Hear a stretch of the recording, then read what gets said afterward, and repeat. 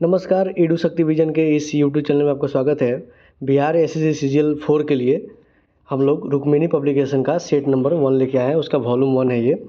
पहला नंबर से क्वेश्चन से शुरू करेंगे कि कोपेन के वर्गीकरण के अनुसार कौन सा अक्षर कोड कर्क रेखा के दक्षिण में प्रायद्वीपीय भारत के बड़े हिस्से में पाए जाने वाले शुष्क सर्दियों में मौसम के साथ उष्णकटिबंधीय जलवायु को दर्शाता है। तो कोपेन के वर्गीकरण के अनुसार इसका क्या कोड दिया गया था? तो इसका कोड दिया गया था AW। इसमें 2-3 और कोड याद रखेंगे, जैसे BW, HW। ये दिया गया था राजस्थान का जो पश्चिमी हिस्सा है जहाँ पे गर्म मरुस्थल है उसके लिए दिया गया था BW, HW। ई दिया गया था ध्रुवीय क्षेत्र जैसा जो जहाँ पे जलवायु है, जैसे लद्दाख हो गया, जम्मू कश्मीर हो गया, तो यहाँ के लिए ई दिया गया था। AMW दिया गया था कहाँ के लिए? गोवा के जो दक्षिणी हिस्सा है भारत का पश्चिमी तट का, और गोवा का दक्षिणी हिस्सा जो है वहाँ के लिए दिया गया था AMW। दूसरा नंबर क्वेश्चन पे आते हैं कि भारत की उत्तरी पश्चिमी भाग में शीतकालीन वृष्टि यानी कि वर्षा मुख्य रूप से किस कारण से होता है? तो ये होता है पश्चिमी विक्षोभ से। और पश्चिमी विक्षोभ जो है एक प्रकार का चक्रवातीय वर्षा है, और ये कहाँ से आती है? भूमध्य सागर से आती है, मेडिटेरियन सी से आती है। और ये प्रभाव करता है पश्चिमी हिस्सा वाला, उत्तर के हिस्सा वाला भारतीय क्षेत्र में, जैसे पंजाब, हरियाणा हो गया, उत्तर प्रदेश, बिहार हो गया। फ़ायदा पहुंचाती है रबी फसल को, और इसका प्रभाव भारत के अलावा नेपाल में भी पड़ता है, पाकिस्तान में भी पड़ता है, और ये फुहारे जैसे बारिश होता है। इसके अलावा अगर भारत में सबसे ज़्यादा वर्षा देखेंगे तो वो होता है किससे? दक्षिणी पश्चिम से आने वाली जो मानसून है, इससे सबसे ज़्यादा वर्षा होता है भारत में। अगला क्वेश्चन देखें, कर्क रेखा निम्नलिखित में से किस राज्य से होकर नहीं गुजरती है? 3-4 में उड़ीसा से होकर नहीं गुजरती है। कर्क रेखा इसे गुजरती है किस राज्य से? तो वो गुजरती है राजस्थान से, गुजरात से, मध्य प्रदेश से, छत्तीसगढ़ से, झारखंड से, पश्चिम बंगाल से, त्रिपुरा और मिजोरम। कितने राज्यों से होकर गुजरती है? इन चारों ऑप्शन में से सी आंसर अपना सही हो जाएगा। दक्षिणी गोलार्ध में व्यापारिक पवनों के बहने की दिशा क्या होती है? दक्षिणी गोलार्ध में व्यापारिक पवनों की बहने की दिशा क्या होती है? तो व्यापारिक पवन जो बहता है दक्षिणी गोलार्ध में, उसका दिशा क्या होता है? उसका दिशा होता है दक्षिणी पूर्व से उत्तर पश्चिम। दक्षिण पूर्व से उत्तर पश्चिम इसका दिशा होता है। वहीं अगर उत्तरी गोलार्ध में बात करें तो उत्तरी गोलार्ध में होता है उत्तर पूर्व से दक्षिण पश्चिम। जो व्यापारिक पवन होता है ये परमानेंट पवन होता है, और ये अस्थायी पवन होता है, ये इसका दिशा परिवर्तन नहीं होता है। पछुआ पवन भी एक अस्थायी प्रकार का पवन है। अगला क्वेश्चन पे आते हैं, बिहार के कितने प्रतिशत भूभाग पर अति सघन वन है, यानी कि डेंस फॉरेस्ट कितने % भाग पे है? तो 0.35% भाग पे है। ऐसे अगर जो वन सर्वे स्थिति की रिपोर्ट देखेंगे आप 2021 का, तो 2021 का अगर रिपोर्ट देखेंगे उसमें 7.8% वनावरण है और 2.48% वृक्षा आच्छादित क्षेत्र है। अगर दोनों को मिला देंगे तो 10.32 क्षेत्र पर क्या है? आच्छादित क्षेत्र है बिहार में। अगर परसेंट का बात करेंगे तो कैमूर पहला स्थान पे आएगा सबसे ज़्यादा वन के प्रतिशत में, उसके बाद जमुई आएगा, उसके बाद नवादा आएगा। सबसे कम में बात करेंगे तो शेखपुरा आएगा, बक्सर आएगा, फिर सिवान आएगा। 23 की रिपोर्ट में ये जो 7.84% है, 23 की रिपोर्ट में इसका 8% हो चुका है।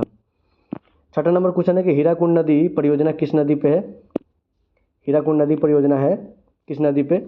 ये है महानदी पे। और दुनिया का सबसे लंबा बांध है कौन सा? हीराकुंड बांध। भारत का सबसे ऊंचा डैम कौन सा है? टिहरी डैम है। अगला क्वेश्चन पे आता है, क्वेश्चन नंबर 7 हो जाएगा कि भारत के सबसे ऊंचे जलप्रपातों में से एक जोग जलप्रपात किस नदी पर महाजलप्रपात है? तो ये है किस नदी पे? ये है शरावती नदी पे, और इसका नाम बदल करके महात्मा गांधी जलप्रपात भी कर दिया गया है। और ये कहाँ पे है? ये है कर्नाटका के शिमोगा डिस्ट्रिक्ट ऑफ कर्नाटका।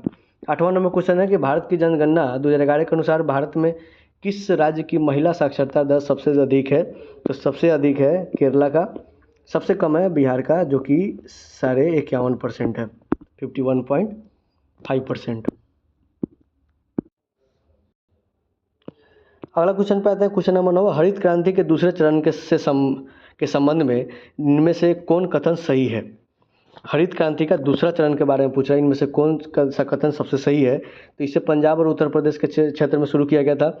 ये 1960 के और 70 के दशक की अवधि को शामिल किया गया था। इसे सिंचाई सुविधा वाले क्षेत्रों में शुरू किया गया था। इसमें 1980 के दशक की अवधि को शामिल किया गया था। तो ऑप्शन नंबर डी इसका सही आंसर हो जाएगा।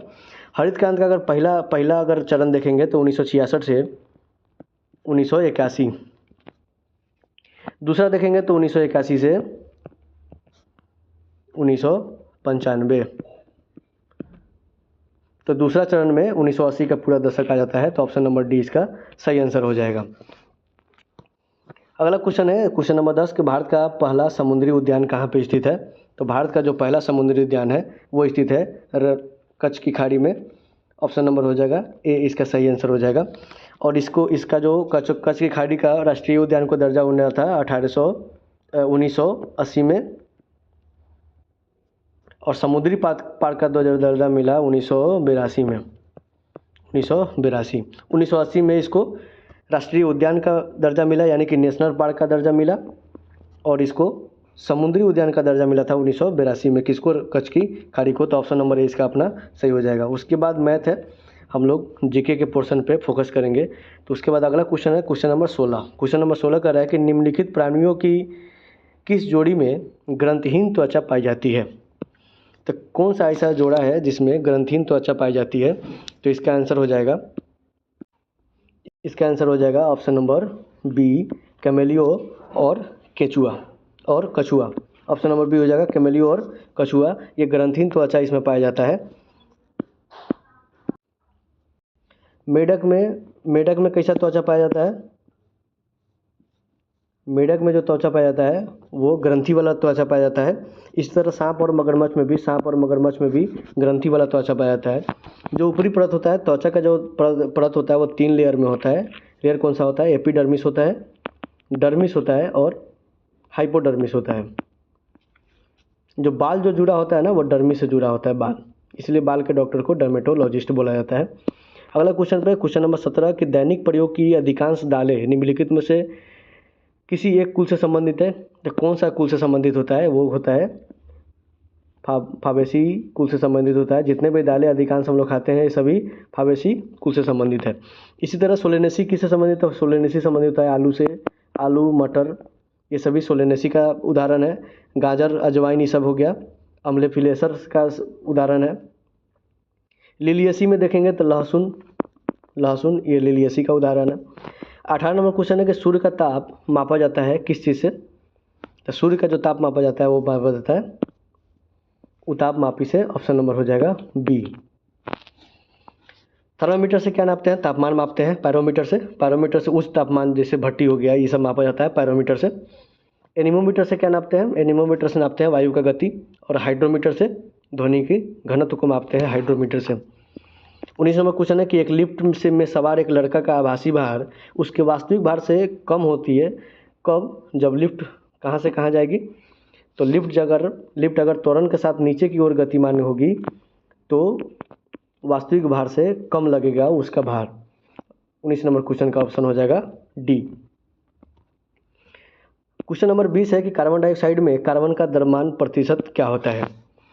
तो CO2 में अगर देखेंगे CO2 में तो C कार्बन का हो जाएगा 12 और ऑक्सीजन का हो जाएगा 2 × 16, क्योंकि 16 एक ऑक्सीजन का परमाणु भार 16 होता है।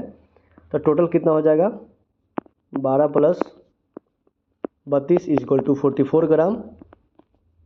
और उसी तरह जब परसेंटेज निकालेंगे तो कार्बन का परसेंटेज निकालना है तो 12/44 × 100 = हो जाएगा 27.27%, यानी कि ऑप्शन नंबर हो जाएगा बी। 21 नंबर क्वेश्चन है यदि 5 मोलरता वाले बिलियन के 500 ml को 1500 ml आयतन तक तनुकृत किया जाए तो प्राप्त बिलियन की मोलरता क्या होगी? इसका सिंपल फार्मूला क्या होता है कि m1v1, यानी कि v1 यहाँ पे वॉल्यूम है, = m2v2। तो m1 क्या हो जाएगा? m1 5 × 500 is equal to m2 into 1500। तो 5 से 3 बार में, और 5/3 इज इक्वल टू m2 यानी कि 1.66 मोल। ऑप्शन नंबर हो जाएगा बी। अगले क्वेश्चन देखते हैं। अगला क्वेश्चन मैथ का और रीजनिंग का आ रहा है। तो अगला क्वेश्चन अपना हो जाएगा 32 नंबर क्वेश्चन कि कोरापुट जिले में पंचपतमाली भंडार निम्नलिखित में से किस खनिज के लिए भंडार होता है। तो इसका आंसर हो जाएगा बक्साइट। बक्साइट का भंडार है कोरापुट जिले में। और कोरापुट जिला कहाँ पे है? कोरापुट जिला है उड़ीसा में। और उड़ीसा का सबसे महत्वपूर्ण बक्साइट डिपो है कौन सा? कोरापुट जिला में पंचपतमाली डिपो। और देश का जो कुल बक्साइट है उसमें 76% केवल उड़ीसा निकाल रहा है। बक्साइट के उत्पादन में अगर देखेंगे तो उड़ीसा पहला स्थान पे आता है, फिर गुजरात आता है, फिर झारखंड आता है। लेकिन भंडारण में अगर देखेंगे तो फिर उड़ीसा आएगा, फिर आंध्र प्रदेश आएगा, तब गुजरात आएगा। अगले नंबर क्वेश्चन पे आते हैं। क्वेश्चन नंबर हो जाएगा 33। निम्नलिखित में से कौन सी औद्योगिक नीति संकल्प 1956 के तहत वर्गीकृत एक उद्योग श्रेणी नहीं है। तो 33 नंबर क्वेश्चन का हो जाएगा सहकारी क्षेत्र उद्योग। ये जो औद्योगिक नीति संकल्प है 1956 के तहत वर्गीकृत उद्योग श्रेणी में नहीं आता है। ऑप्शन नंबर हो जाएगा डी इसका सही आंसर। इसमें 3 टाइप का औद्योगिक नीति के बारे में बात किया गया था। इस नीति में एक था अनुसूची ए में था 17 उद्योग जो कि डायरेक्ट सरकार उस पर कब्जा करेगी। उसके बाद अनुसूची था बी जिसमें 12 उद्योग था, जिसमें सहकारी तरह पे काम होगा, प्राइवेट और उससे दोनों से होगा। उसके बाद सी था उसमें ए और बी दोनों मिलकर काम करेंगे, वो अतिरिक्त था। उसके बाद 1991 में भी एक औद्योगिक नीति आया जो कि आधुनिक औद्योगिक नीति था, जिसमें एलपीजी मॉडल पे आधारित था। लिबरलाइजेशन, प्राइवेटाइजेशन और ग्लोबलाइजेशन पे आधारित था 1991 का औद्योगिक नीति। चौथा नंबर क्वेश्चन पे आते हैं कि मध्य अक्षांश मरुस्थल BWK इसका कोड है। तो 35 डिग्री और कितने डिग्री नॉर्थ या साउथ के बीच में पाया जाता है जो उष्णकटिबंधीय उच्च दाब वाले क्षेत्र से ध्रुव की ओर है। तो 34 नंबर क्वेश्चन का हो जाएगा 60। 35 डिग्री से 60 डिग्री के बीच में नॉर्थ और साउथ दोनों साइड में होता है क्या? तो मध्य अक्षांश मरुस्थल। 35 नंबर क्वेश्चन है निम्न में से कौन सा अरब सागर में स्थित द्वीप समूह है। अरब सागर में कौन सा इसमें द्वीप है? तो इसमें अरब सागर में द्वीप है लक्षद्वीप। ऑप्शन नंबर हो जाएगा बी। और लक्षद्वीप में कुल 36 द्वीप आते हैं, 36। लक्षद्वीप का गठन कब हुआ था? ये हुआ था 1956 को। 56 में कब? 1 नवंबर को। अगले नंबर क्वेश्चन पे आते हैं। क्वेश्चन नंबर हो जाएगा 36। भारतीय संविधान के निम्नलिखित में से कौन सा राज्य के नीति निर्देशक सिद्धांत की एक विशेषता है। तो विशेषता कौन सा है कि आपातकाल के दौरान निलंबन किया जा सकते हैं, नकारात्मक प्रकृति के होते हैं, लागू नहीं करवाया जा सकता, राज्य के विरुद्ध होते हैं। तो लागू नहीं करवाया जा सकता है। ऑप्शन नंबर हो जाएगा सी। नकारात्मक प्रकृति के होते हैं फंडामेंटल राइट्स। और ये स्वर्ण सिंह समिति के सिफारिश पर स्वर्ण सिंह समिति के सिफारिश पर फंडामेंटल ड्यूटीज़ को लाया गया था जो कि रसिया से लाया गया था। नीति निर्देशक तत्व जो है 37 नंबर आर्टिकल कहता है कि नीति निर्देशक तत्व का उपबंध न्यायालय द्वारा लागू नहीं है। नीति निर्देशक तत्व देश के शासन में मूलभूत है और राज्य का यह कर्तव्य है कि नीति निर्देशक तत्व को विधि बनाकर लागू करे। और इसका उद्देश्य क्या है? डीपीएसपी का उद्देश्य क्या है? मोटो क्या है? मोटो है कल्याणकारी राज्यों का स्थापना करना। 37 नंबर क्वेश्चन है कि भारतीय संविधान में उल्लेखित निम्नलिखित में से कौन सा कदम धर्म की स्वतंत्रता के अधिकार से के संबंध में असत्य है। असत्य कौन सा है? तो यह धार्मिक मामलों के उपबंध की स्वतंत्रता प्रदान करता है। इनमें उल्लेख है कि राज्य का अपना धर्म होता है। बिल्कुल नहीं होता है, राज्य का कोई भी धर्म नहीं होता है। ऑप्शन नंबर 20 का सही आंसर हो जाएगा। यही कथन असत्य है। यह उपासना करने की स्वतंत्रता देता है। इसका उल्लेख अनुच्छेद 25 से 28 तक किया गया है। बिल्कुल किया गया है। ऑप्शन नंबर बी इसका गलत आंसर हो जाएगा। आर्टिकल 25 कहता है कि धार्मिक स्वतंत्रता के अधिकार में आर्टिकल 25 जो कह रहा है कि प्रत्येक व्यक्ति अपना धर्म का अंतःकरण कर सकता है। 26 नंबर धर्म करता है कि उपबंध की स्वतंत्रता होती है, धार्मिक कार्यों के प्रबंध की स्वतंत्रता होती है। 12 से 35 नंबर में 12 से 35 तक अपना फंडामेंटल राइट्स है, जो कि पार्ट 3 में है, भाग 3 में है। क्वेश्चन नंबर 38 कहता है कि भारतीय संविधान का निम्नलिखित में से कौन सा अनुच्छेद जबरन श्रम को प्रतिबंधित करता है और शोषण को रोकता है। तो कौन सा आर्टिकल है? वो आर्टिकल है 23 नंबर आर्टिकल। 23 नंबर आर्टिकल जो है मानव दुर्व्यापार बेगार यानी कि बलात्श्रम इससे प्रतिबंध लगाता है। 20 नंबर आर्टिकल क्या है? अपराध के दोष सिद्ध के संबंध में आरक्षण दिया गया है, किसमें? 20 नंबर में। 19 नंबर में हमको स्वतंत्रता दिया गया है। अगले क्वेश्चन पे आते हैं। क्वेश्चन, राज्य का समूचा प्रशासन किसके नाम से चलाया जाता है? तो राज्य का समूचा प्रशासन राज्यपाल के नाम पर चलाया जाता है, जिस तरह केंद्र का समूचा प्रशासन राष्ट्रपति के नाम से चलाया जाता है। और अनुच्छेद कौन सा है? अनुच्छेद है 155। राज्यपाल की नियुक्ति राष्ट्रपति के द्वारा होगा, अनुच्छेद 155 में है। और जो एक कार्यकारी प्रमुख होगा यानी कि संवैधानिक मुखिया होगा राज्य का, ये 154 कहता है। मुख्यमंत्री का नियुक्ति राज्यपाल करेंगे, ये आर्टिकल कौन सा है? 164 में कहता है कि मुख्यमंत्री का नियुक्ति राज्यपाल करेंगे। अगले नंबर क्वेश्चन पे आते हैं कि क्वेश्चन कह रहा है कि भारत का अनुच्छेद 56 किस चीज़ से संबंधित है? तो संबंधित किस चीज़ से? ये कार्यकाल से संबंधित है। ऑप्शन नंबर हो जाएगा सी। पकानिको का दुयो दशम ये ट्रिक है, इससे आप लोग आसानी से याद कर सकते हैं राष्ट्रपति के सभी अनुच्छेद को। 52 नंबर आर्टिकल क्या कहता है? 52 नंबर आर्टिकल राष्ट्रपति का पद के बारे में है। 57 नंबर आर्टिकल क्या कहता है? कि कार्य निर्वाचित हो सकते हैं, कितने भी कार्यकाल तक निर्वाचित हो सकते हैं। दोबारा निर्वाचन है किसमें? 57 में। अगले नंबर क्वेश्चन पे आते हैं। 41 नंबर क्वेश्चन कर रहा है कि भारतीय संविधान की अनुसूची 6 में कौन कौन सा राज्य को शामिल किया गया है? तो इसमें शामिल कौन कौन सा राज्य है? राज्य है असम, त्रिपुरा, मेघालय और मिजोरम, यानी कि ऑप्शन नंबर हो जाएगा ए। ऑप्शन नंबर हो जाएगा ए। उसके बाद जो क्वेश्चन है जिस पे हम लोग फोकस करेंगे वो क्वेश्चन है 47।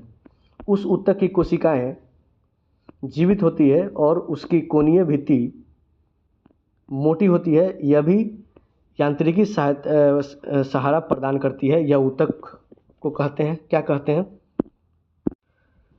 तो इस ऊतक को कहते हैं स्थूल कोणोतक। स्थूल कोणोतक।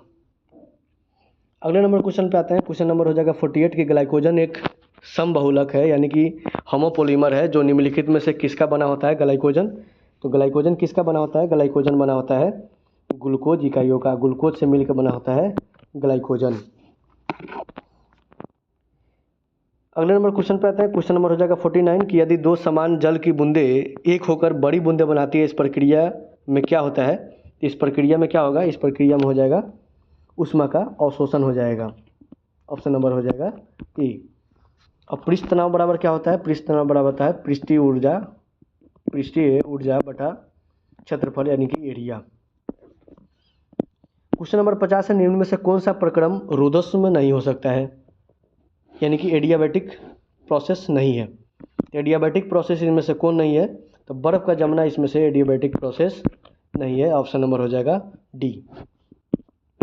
रदरफोर्ड के एक्स कण प्रकीर्णन प्रयोग से निम्नलिखित में से यानी कि अल्फा कण प्रकीर्णन अल्फा रे स्कैटरिंग एक्सपेरिमेंट जो किया था रदरफोर्ड, निम्नलिखित में से कौन सा निष्कर्ष नहीं निकाला जा सकता है? तो अधिकांश स्थान दिखती है, ये बात बोले थे रदरफोर्ड। उसका त्रिज्या लगभग 10 का पावर 10 होता है यानी कि एंगस्ट्रॉम में होता है, और नाभिक 10 के पावर 15 में नापा जाता है, ये बात बोला था। इलेक्ट्रॉन स्थिर ऊर्जा के वृत्ताकार पथों जिन्हें ऑर्बिट कहा जाता है, ये बात नहीं बोला था, ये बोरबोरी थ्योरी से आया था। ऑप्शन नंबर हो जाएगा सी। इलेक्ट्रॉन और नाभिक आपस में स्थिर विद्युत बलों से आकर्षण द्वारा बंधे होते हैं। तो 51 नंबर का कितना हो जाएगा? ऑप्शन नंबर सी इसका सही आंसर हो जाएगा। अगला क्वेश्चन पे आते हैं। क्वेश्चन नंबर हो जाएगा कितना? 52। ग्रेफाइट को किस रूप में वर्गीकृत नहीं कर सकते हैं? तो ग्रेफाइट को किस रूप में वर्गीकृत नहीं कर सकते हैं? ये आयनिक ठोस में नहीं कर सकते हैं। ऑप्शन नंबर हो जाएगा डी। यह मुलायम ठोस होता है और धसूर रंग का होता है। महो स्केल पर अगर इसका ग्रेफाइट का अगर देखेंगे तो महो स्केल पर 1 से 2 होता है इसका कठोरता, और इसका जो संरचना होता है वो हेक्सागोनल होता है, यानी कि षष्ठफलकीय होता है, हेक्सागोनल। और इसको नाभिकीय रिएक्टर मॉडरेटर के रूप में, यानी कि मंदक के रूप में हम लोग इस्तेमाल करते हैं किसका, ग्रेफाइट का। इलेक्ट्रिक का गुड कंडक्टर होता है ग्रेफाइट, ये भी याद रखिएगा। अगला क्वेश्चन पे आते हैं। क्वेश्चन जो हमारे लिए इम्पोर्टेंट होगा वो होगा 63 नंबर क्वेश्चन। 63 नंबर क्वेश्चन कह रहा है कि कोलकाता विश्वविद्यालय की पहली महिला स्नातक कौन है। कोलकाता विश्वविद्यालय की पहली महिला स्नातक कौन है। तो कोलकाता विश्वविद्यालय की पहली महिला स्नातक है कदम्बिनी गांगुली। ऑप्शन नंबर हो जाएगा सी। 63 नंबर क्वेश्चन का ऑप्शन नंबर हो जाएगा सी। 1882 में पहली महिला स्नातक बनी। 1886 में ये पहला फिजिशियन भी बन गई भारत का। और 1890 में कांग्रेस के महासभा में, कांग्रेस के अधिवेशन में भाषण देने वाली पहली महिला बन गई। तो पहली महिला स्नातक भी 1882 में बनी कदम्बिनी गांगुली। 1886 में पहला महिला सर्जन भी बनी, मतलब फिजिशियन भी बनी। और 1890 में कांग्रेस के अधिवेशन में भाषण देने वाली पहली महिला भी बन गई थी 1890 में। और एनी बेसेंट का नाम सुनोगे। एनी बेसेंट 1917 में लखनऊ अधिवेशन में अध्यक्षता करने वाली पहली महिला बन गई थी। 64 नंबर क्वेश्चन को देखेंगे। निम्नलिखित में से किस अनुच्छेद में दोहरे दंड के बारे में बताया गया है, जिसके अनुसार किसी भी व्यक्ति पर एक ही अपराध के लिए एक से अधिक बार मुकदमा न चलाया जाए और न ही दंडित किया जाए। ये कौन सा आर्टिकल है। ये आर्टिकल कौन सा है। और ये आर्टिकल है 20 का 2। ऑप्शन नंबर हो जाएगा सी। 20 का 2 में मूल अधिकार और स्वतंत्रता का अधिकार भी अंगीकृत है। और 20 का 3 कहता है कि किसी भी व्यक्ति को अपने ही विरुद्ध गवाही नहीं देने से बाध्य किया गया है। 65 नंबर क्वेश्चन है कि राजा राम मोहन राय की पुस्तक गिव टू मोनोथिस्ट। मोनोथिस्ट क्या होता है, जो एक भगवान में विश्वास रखते हैं उसको मोनोथिस्ट बोलते हैं। तो ये किताब मूल रूप से किस भाषा में लिखी गई है, किसके द्वारा, राजा राम मोहन राय के द्वारा। तो 65 नंबर क्वेश्चन का हो जाएगा फारसी भाषा में लिखा गया था। कौन सा, गिव टू मोनोथिस्ट। ये कब लिखा गया था, 1809 में।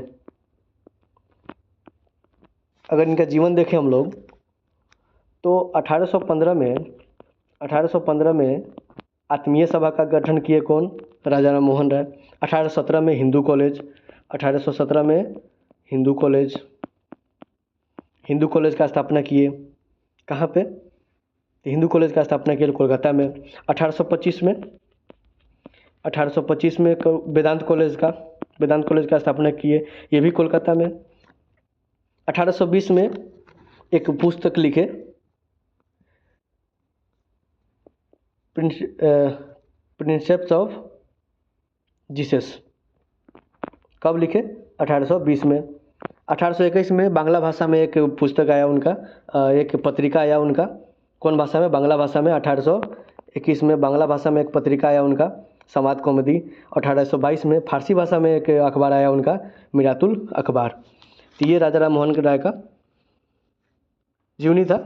अगला क्वेश्चन पे आता है। क्वेश्चन नंबर हो जाएगा 66 की अखिल भारतीय कांग्रेस कमेटी के किस अधिवेशन में भारत छोड़ो प्रस्ताव स्वीकार किया गया था। तो भारत छोड़ो प्रस्ताव को स्वीकार किया गया था बॉम्बे के अधिवेशन में। 66 नंबर क्वेश्चन का हो जाएगा B. Option number B.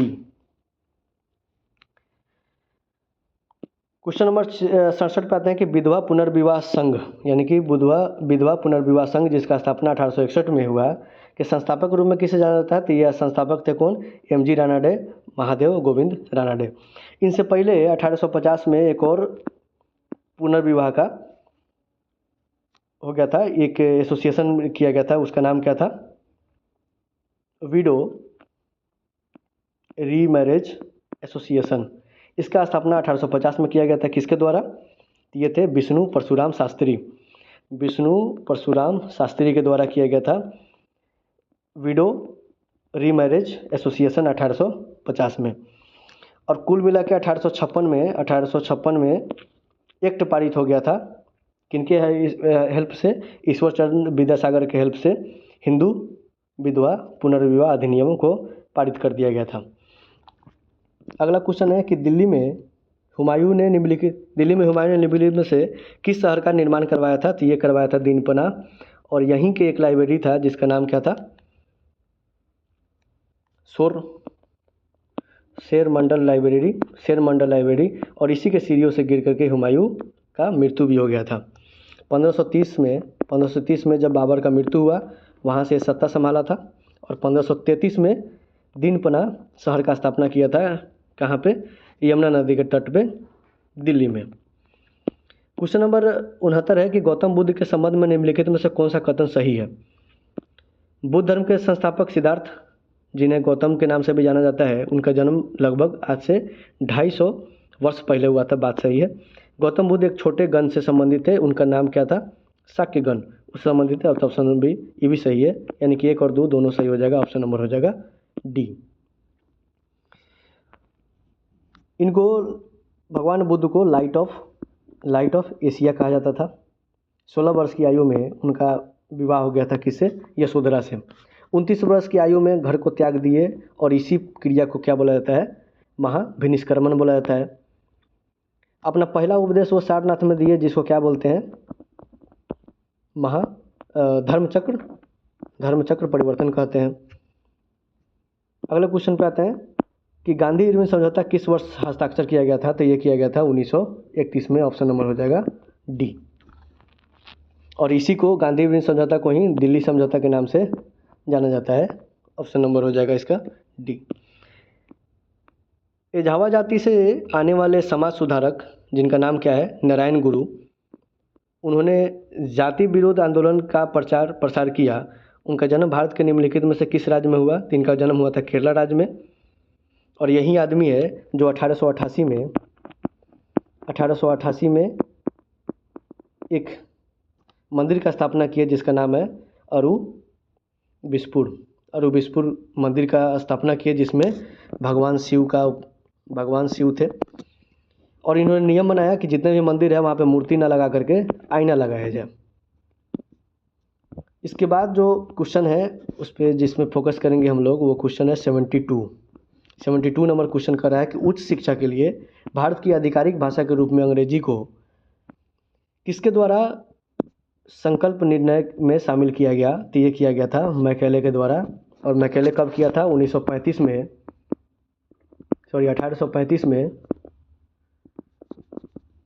Macaulay एक संकल्प निर्माण किया था, और उसी के तहत 1854 में चार्ल्स वुड्स के द्वारा शिक्षा का नीति बनाया गया, जिसको हम लोग क्या बोलते हैं? मैग्ना कार्टा बोलते हैं। अगला क्वेश्चन है क्वेश्चन नंबर 78 कि सेवों को सामान्यतः मोम लगे कागज में लपेट कर रखा जाता है। क्यों रखा जाता है? तो सूर्य के प्रकाश को रोकने के लिए, ताकि इसके रंग में परिवर्तन ना आ जाए। O2 के प्रवेश को रोककर वायवीय श्वसन न होने से रोकता है। क्षति के दौरान एथिलीन निर्माण को रोकता है, और सेव अधिक आकर्षक दिखाई दे। ये बात बिल्कुल गलत है। ऑप्शन नंबर हो जाएगा डी इसका सही आंसर। ये तीनों कारण के लिए हम लोग उस पर सेव पर एक वाइट कलर का कवर चढ़ाते हैं, मोम लगा कागज का लपेट लगाते हैं हम लोग। अंतर अंकुरों के संदर्भ में कौन सा विकल्प सत्य नहीं है? इसमें सूक्ष्म अंकुर होते हैं, इसके सतही क्षेत्र बढ़ जाते हैं, इसके भीतर कोशिकाएं एवं लैक्टिकल वाहिकी होते हैं, ये केवल वसाव के पाचन में भाग लेता है। बिल्कुल नहीं। आंत्र अंकुर जो होता है, ये जो स्मॉल इंटेस्टाइन है, छोटी आंत, उसमें डेड्यूनम, जेजुनम और इलियम होता है। तो इलियम का एक पार्ट होता है विली का ये बोल देते हैं अंत्र अंकुरों, और इसका काम होता है एब्जॉर्प्शन करना, अवशोषित करना है चीज़ों को। और वसा सिर्फ वसा का पाचन नहीं करता है। तो ऑप्शन नंबर हो जाएगा डी। बाकी ये सभी विलाई का काम है, और विलाई होता है उंगली नुमा संरचना का होता है, ऐसे ही सा। 80 नंबर क्वेश्चन है, निम्न में से कौन सी वस्तु की प्रत्येक स्थिति के लिए आभासी व सीधा प्रतिबिंब बनाएगा? किसी भी स्थिति में रखेंगे तो आभासी व सीधा बनाएगा, तो ऐसा एक ही दर्पण करेगा। ऑप्शन नंबर ए हो जाएगा। एक ही दर्पण नहीं, इन तीनों ऑप्शन में से एक ऑप्शन होगा। ऑप्शन नंबर ए उत्तल दर्पण। आँख में प्रवेश करने वाले प्रकाश की मात्रा का नियंत्रण किसके द्वारा किया जाएगा? तो ये किया जाएगा आइरिस के द्वारा, यानी कि परितारका के द्वारा। ऑप्शन नंबर हो जाएगा बी।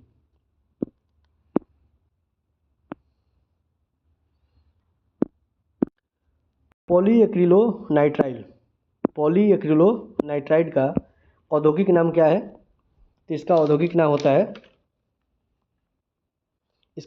होता है एक्रिलिन यानी कि ऑर्लंग। और इसका जो मोनोमर होता है जिससे ये बना होता है, इसका नाम होता है विनाइल साइनाइड। और इसी तरह अगर देखेंगे पोलोथीन का मोनोमर क्या होता है? इथिलीन होता है। पीवीसी का क्या होता है? विनाइल क्लोराइड होता है। तो ऑप्शन नंबर हो जाएगा बी। अगला क्वेश्चन है अपना, अगला क्वेश्चन हो जाएगा 93 कि मीर कासिम का नाम भारत के निम्नलिखित में से किस युद्ध से संबंधित है? तो ये युद्ध कौन सा था? बक्सर का युद्ध था। बक्सर का युद्ध में एक तरफ था तीन पार्टी, यानी कि बंगाल, अवध और मुगल। बंगाल, अवध और मुगल। बंगाल की तरफ से मीर कासिम था। अवध की तरफ से कौन था? शुजाउद्दौला था। मीर कासिम, शुजाउद्दौला। और यहाँ से कौन थे? बहादुर शाह जफर। और तीनों सेना का नेतृत्व कौन कर रहा था? तीनों सेना का जो नेतृत्व कर रहा था वो था गुरगिन खां। और इधर से था अंग्रेज, इंग्लैंड। और उसका नेतृत्व कौन कर रहा था? Hector Munro. बंगाल के जो बक्सर का युद्ध था, इस समय बंगाल का नवाब कौन था? तो बंगाल का नवाब कौन था? ये था मीर जाफर। और इससे पहले कौन नवाब था? ये था मीर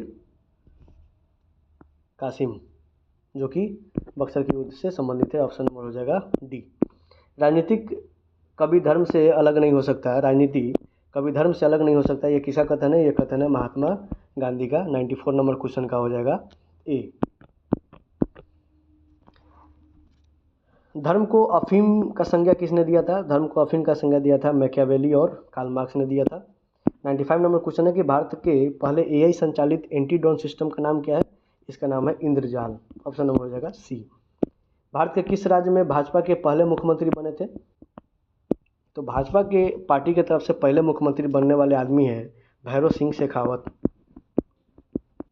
और ये राजस्थान राज्य के मुख्यमंत्री बने थे। तो ऑप्शन नंबर हो जाएगा डी।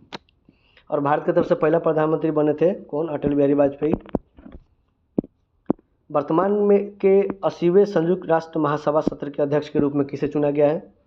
ये किसे चुना गया है? ये चुना गया है एनालेना बेयरबॉक को चुना गया है। ऑप्शन नंबर हो जाएगा बी। और ये जर्मनी के पूर्व विदेश मंत्री भी है। और ये यूरोपीय संघ के पहली और सबसे कम उम्र की महिला बन गई है। कौन? एलानेना बेयरबॉक। ऑप्शन नंबर हो जाएगा बी। और संयुक्त राष्ट्र संघ के पहली महिला अध्यक्ष जो बनी थी वो भी थी विजयलक्ष्मी पंडित, जो कि 1953 में बनी थी।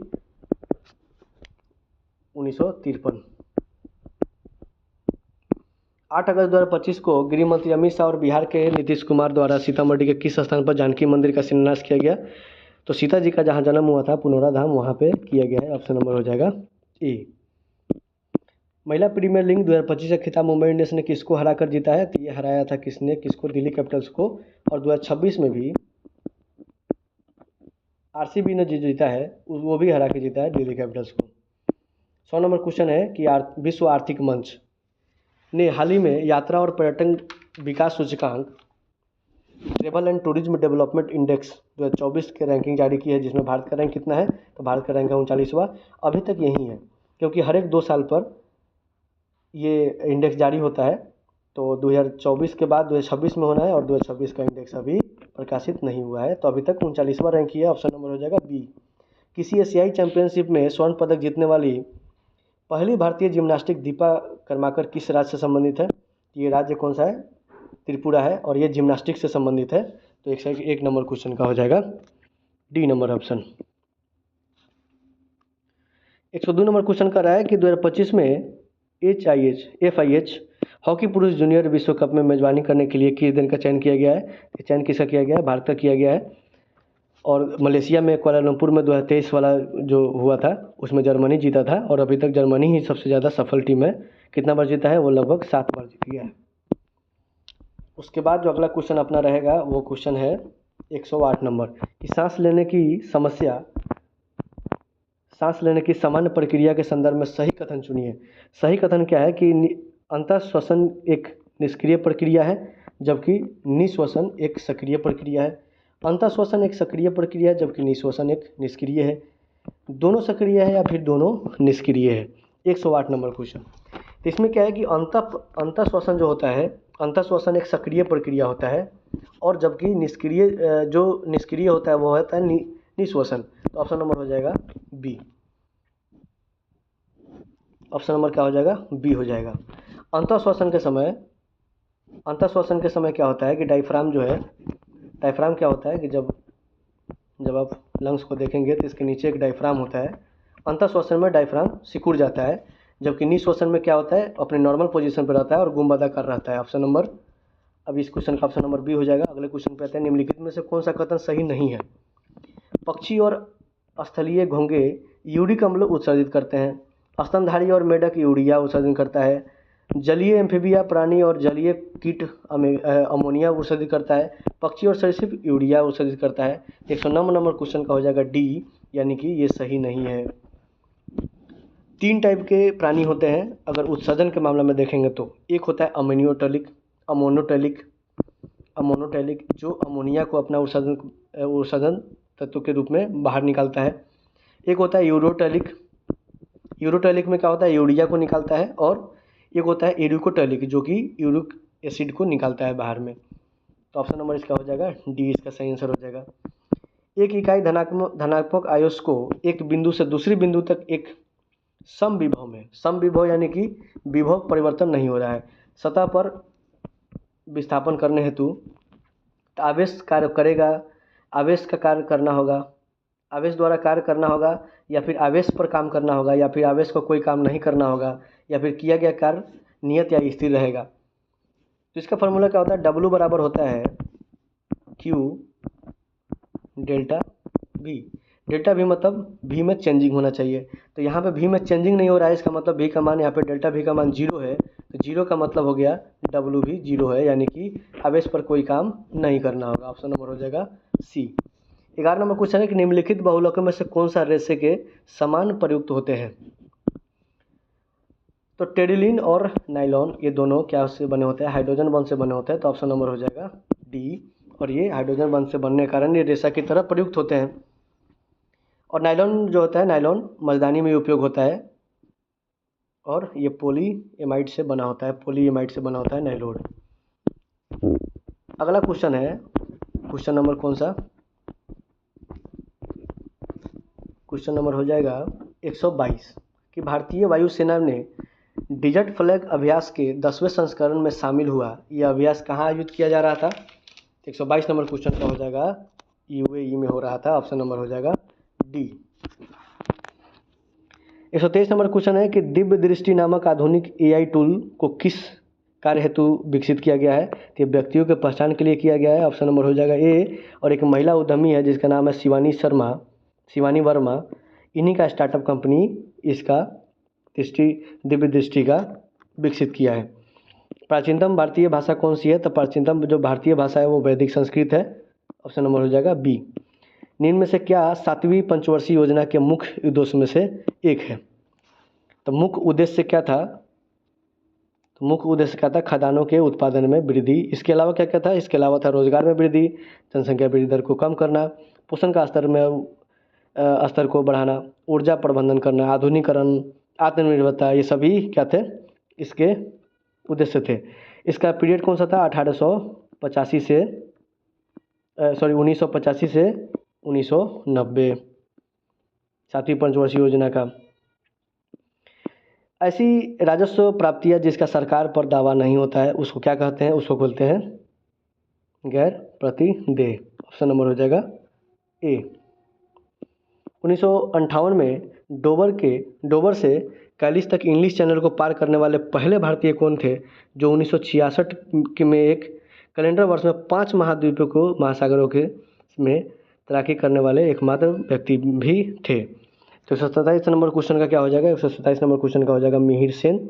मिहिर सेन 1958 में डोवर से कैलिस तक इंग्लिश चैनल को पार करने वाले पहले भारतीय थे और 1966 में एक कैलेंडर वर्ष में यानी कि एक साल के अंदर में 5 महाद्वीप के महासागरों में तैराकी करने वाले एकमात्र व्यक्ति थे।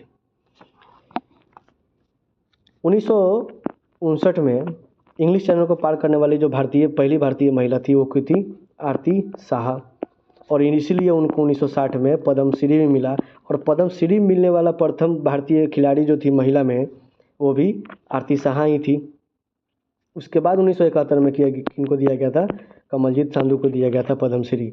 लेकिन पहला महिला जो खिलाड़ी होते हुए पद्मश्री जीती थी वो कौन थी? आरती साहा। अगला क्वेश्चन है कि साइप्रस देश की मुद्रा क्या है? साइप्रस देश की मुद्रा क्या होता है? ये होता है यूरो। ऑप्शन नंबर हो जाएगा ए। हैरी पॉटर श्रृंखला को किसने लिखा था? ये किसने लिखा था? ये लिखा था जेके रोलिंग ने लिखा था। ऑप्शन नंबर हो जाएगा सी। गाँव में आधारभूत संरचना के निर्माण के लिए भारत सरकार द्वारा किस वर्ष भारत निर्माण कार्यक्रम प्रारंभ किया गया था? तो ये किया गया था 2005 में, और इसका 6 घटक था। इसका 6 कंपोनेंट था। क्या क्या? सिंचाई, सड़क, आवास, जल आपूर्ति, विद्युतीकरण और दूरसंचार। ये 6 कंपोनेंट थे किसके? भारत निर्माण कार्यक्रम जो कि 2005 में लाया गया था उसके। अगला क्वेश्चन है कि निम्नलिखित में से किस वर्ष में अफगानिस्तान सार्क में शामिल हुआ? तो अफगानिस्तान कब सार्क में शामिल हुआ था? ये हुआ था 2007 में। 2007 में अफगानिस्तान सार्क में शामिल हुआ, और जब शामिल हुआ तो वो 8वां देश बना, और अभी तक 8 देश ही है। इसका मुख्यालय सार्क का कहाँ है? मुख्यालय है काठमांडू में। लेकिन इसका गठन जब हुआ था 1985 में तो ढाका में हुआ था। लेकिन ढाका में किसका मुख्यालय है? ढाका में मुख्यालय है किसका? बिम्स्टेक का। और बिम्स्टेक का क्या कौन कौन सा सदस्य है? वह है बांग्लादेश, भूटान, म्यांमार, भारत, नेपाल, श्रीलंका और थाईलैंड। सार्क का फुल फॉर्म क्या है? South Asian association for regional cooperation, ये सार्क का फुल फॉर्म है। अगला क्वेश्चन को देखेंगे। अगला क्वेश्चन है कौन सा? अगला क्वेश्चन है 137 कि साइनोबैक्टीरिया को निम्नलिखित में से किसके अंतर्गत वर्गीकृत किया गया है? तो किसके अंदर किया गया है? ये किया गया है मोनेरा के अंदर। और मोनेरा कौन सा होता है? यूकैरियोटिक होता है, इसीलिए 70S राइबोसोम इसमें पाया जाता है। गुणसूत्र के अभिरंजन के लिए सबसे अधिक कौन सा रंग उपयुक्त होता है? इसमें कौन सा लिया जाता है?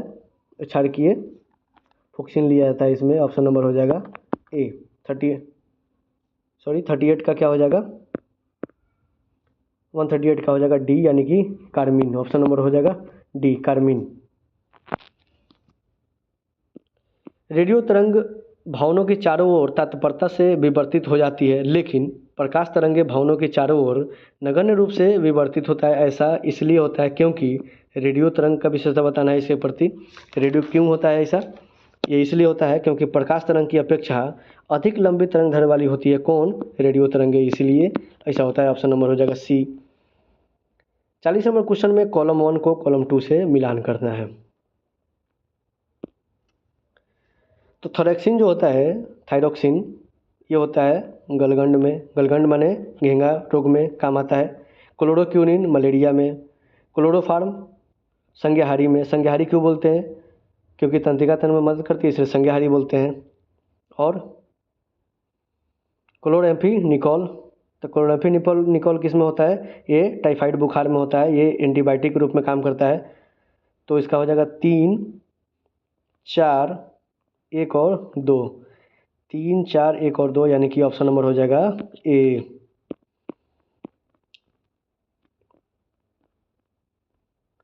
अगला क्वेश्चन को देख। अब अगला क्वेश्चन नहीं है कोई यहाँ पे। आज का जो 75 क्वेश्चन है, जीएस का जो 75 क्वेश्चन है यहाँ पे हम लोग कवर कर लिए। मिलेंगे अगले सेट में, सेट नंबर 2 में। Thank you for watching. धन्यवाद।